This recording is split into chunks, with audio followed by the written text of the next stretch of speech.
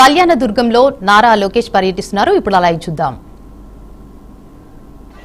కురువ జాతి ఆత్మగౌరవం పెంపొందించే దిశగా శ్రీ భక్త కనకదాస్ గారి 9 అడుగుల కాంస్య విగ్రహం ఆవిష్కృతమైంది.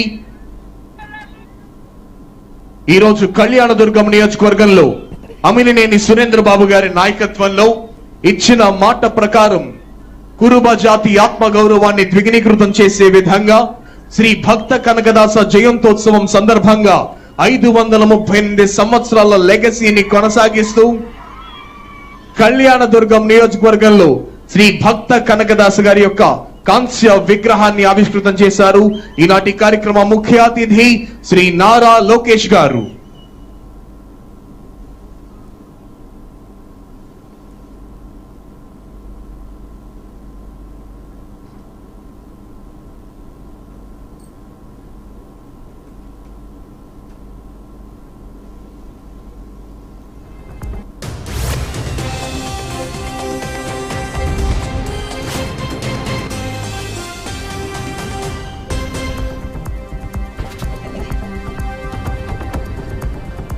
జై కనక, జై జై కనక.